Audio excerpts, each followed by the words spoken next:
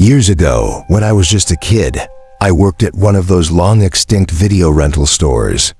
It wasn't the dream job, but it was better than scrubbing stale popcorn and peeling gum from under seats at the local movie theater. I was a shy, slightly awkward teen, but never the hopeless loser like the guy running the theater down the block. For 3 years, it was routine, mildly weird customers here and there. Sure, but nothing truly off-putting. That was until he showed up. It was the Friday before New Year's, my 10th solo closing shift. The manager had only recently decided I was responsible enough to handle the place alone. So there I was, working late in a dying strip mall on a forgotten stretch of road somewhere in the middle of New Mexico. The night had been eerily quiet for a Friday, but I didn't mind. Quiet meant less hassle, less drama. Near closing, the door jingled. I glanced up, expecting the usual, bored locals or last-minute procrastinators. But this guy was different. His presence felt heavy, deliberate. He moved with a sharp awareness, his eyes darting around the store like he was cataloging every detail, me included. I can still picture him. Black suit, no jacket, no tie, and muddy cowboy boots. He wandered the aisles, his movements precise, almost predatory, as he floated from comedy to family to horror. Occasionally, he'd glance over his shoulder like he knew I was watching. "Can I help you find something?" But this guy was different. His presence felt heavy, deliberate. He moved with a sharp awareness, his eyes darting around the store like he was cataloging every detail, me included. I can still picture him. Black suit, no jacket, no tie, and muddy cowboy boots. He wandered the aisles, his movements precise, almost predatory, as he floated from comedy to family to horror. Occasionally, he'd glance over his shoulder like he knew I was watching. "Can I help you find something?" He nodded once, expression unreadable, and waited as I grabbed the case from behind the counter. He studied it, flipping it over with a strange intensity, then smiled faintly. "Yeah, they'll love this. Thanks."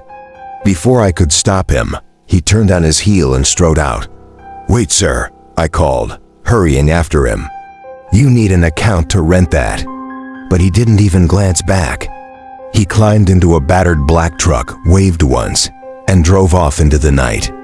I let it slide, told myself I'd deal with it tomorrow. The next night, I worked another solo shift. Unlike Friday, it was chaos. People flooded in, rentals piled up, and I was drowning in returns. Toward the end of the night, the outdoor return slot clattered. A familiar case slid through. Die Hard. I exhaled, relieved I wouldn't have to report a missing tape. But when I flipped the case open, my stomach dropped. Inside wasn't Die Hard. It was a blank tape. No label, no markings. I frowned, unsure of what to do. Absent-mindedly, I popped it into the display player behind the counter. The monitor, mounted high for customers to see, flickered to life. For the first few minutes, everything seemed normal. Static, black screen. Then, one of the customers gasped, "What the hell is that?" A woman whispered from the family aisle. I froze, hearing murmurs ripple through the store. More customers stared up at the screen, their faces pale and transfixed. Heart pounding, I crept around the counter to see what they were seeing. The footage was grainy, drenched in shadows. In the center of the frame sat a girl impossible to tell her age, draped in a white dress. She rocked slowly in a dark, ornate wooden chair, her movements unnervingly rhythmic. Back and forth. Back and forth.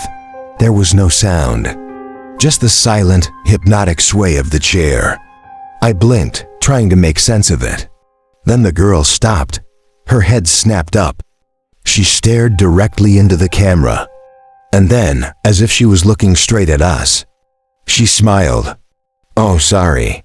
"I'm so sorry," I stammered, panicked as I ejected the tape. My hands trembled as I replaced it with 3 men and a baby, something harmless, something normal. "You should take that to the police, honey," a woman in the store said, her voice shaky but firm. "What? No. It's probably just some punk kids trying to scare people," another man chimed in, crossing his arms.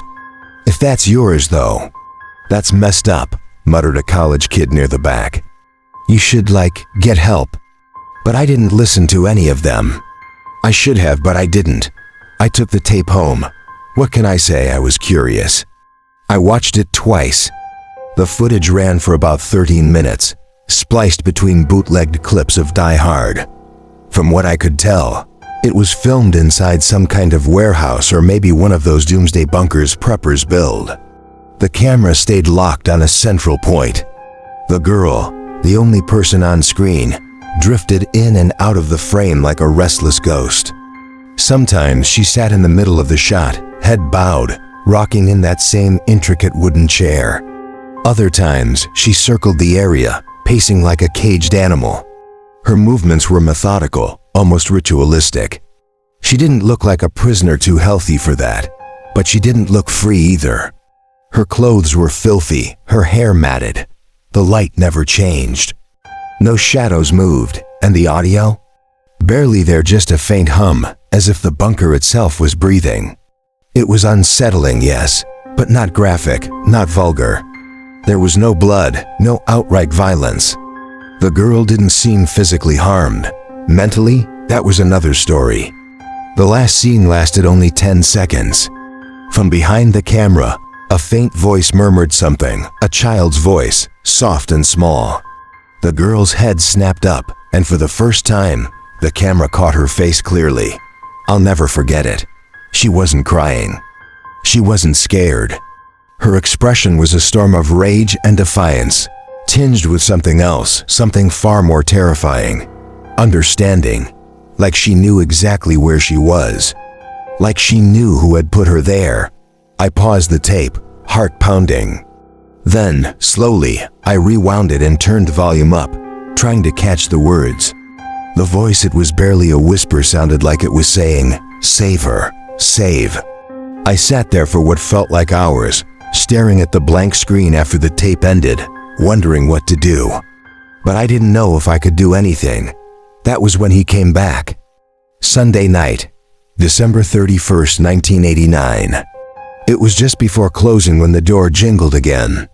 This time he was dressed differently, plain white shirt, jeans. But that same unnervingly alert look was still in his eyes, sharp, calculating. This time, though, there was something else. Annoyance, maybe even impatience. Without a word, I slipped a hand under the counter, fumbling for the phone. He stopped mid-stride, raised an eyebrow, then continued toward me, his movements deliberate and calm. When he reached the counter, he drummed his fingers lightly against the surface. "Can I help you?" I asked, my voice cracking despite myself. "I believe you can," he said, his voice as smooth as glass. "Yesterday, I returned a tape. Turns out one of my sons, bless their little hearts, put the wrong tape in the case. One of my personal tapes. I was wondering if you still had it." My mouth went dry. "Oh yeah," I said, forcing a nervous laugh. "I noticed that. Wanted to call you, but, you never made an account, so I just kept it here. Glad you came back." "Good," he said, his tone as light as a feather. "You didn't watch it, did you?" I froze. "No." His eyes flicked to the counter. Slowly he smiled. But it wasn't a normal smile, it was too wide, too knowing, like he was privy to some dark joke I wasn't in on. I slid the tape toward him, my hand shaking. "Is that all, sir?" He picked it up, his fingers lingering on the edges of the case. His gaze locked onto mine, and for a moment, I thought he was going to say something awful. Instead he said, "I hope so."